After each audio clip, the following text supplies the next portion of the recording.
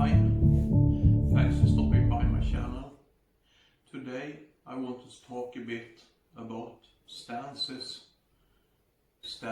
in boxing, kickboxing and Muay Thai. The stances I go through in this video, they are not set in stone. Stances will depend a bit on your structure, how long bones you have and how wide your hips are and how tall you are in general. I will show a couple of pictures from above that shows approximately how the foot positioning going to be. You can try to play a bit with the stances. You can try going a bit wider or having your weight a bit higher or a bit lower. Generally, you want to have a slight bend in the knees and be on the balls of the feet, and also slight bend in the hips, just so you can be in a position to generate power to move with your muscles. If you're standing in a stiff position, it takes longer time to bend joints and then move. This is a standard boxing stance. You are kind of bladed against your opponent, leading with the side. It's a great defensive stance since it leaves very few targets open. Against the Muay Thai fighter, the front leg is wide open for leg kicks, since you don't have time to check them.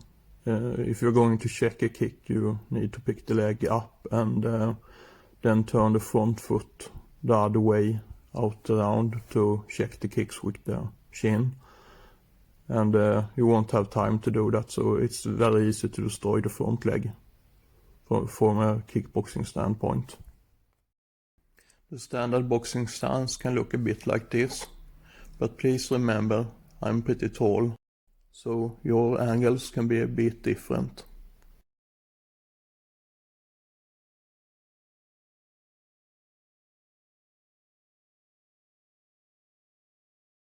This is the Peekaboo or Mike Tyson style stance.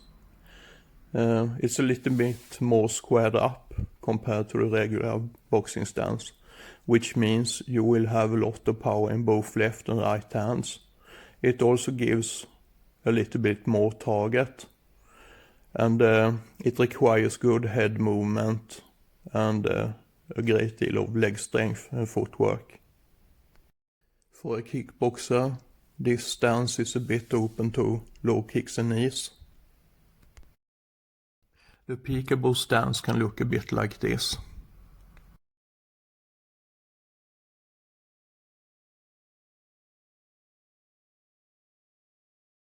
The clinch range stance is pretty straightforward. You stand squared up towards the opponent and your hip is very close to the opponent's hip. In this stance, you are looking for big hooks from both sides, as well as uppercuts, elbows and knees, and even takedowns. Here is an example of a clinch stance. Here is a basic Muay Thai stance. It's good for kicking with both legs as well as checking kicks. The MMA stance is a bit lower and wider to prevent people from taking you down. This is a bit vulnerable towards single and double leg takedowns. In this stance you continuously switch your weight from the front to the back foot and back again. The basic Muay Thai stance looks a bit like this. The margin is to make it easier to check, knee and kick faster.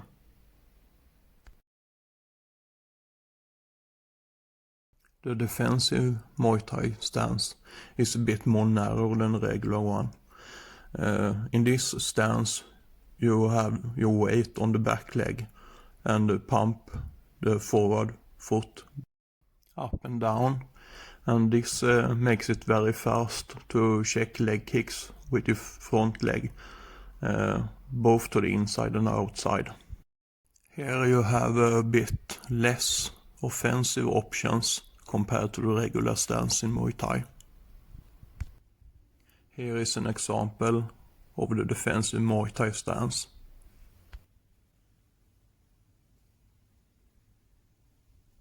Thanks for watching. I hope you enjoyed the video. If you enjoyed the video, I would appreciate a lot if you subscribed, liked or commented. In the comment section you can write about topics you want me to cover in coming videos. I'm going nowhere, so please subscribe to my channel for more videos on martial arts, general fitness and health.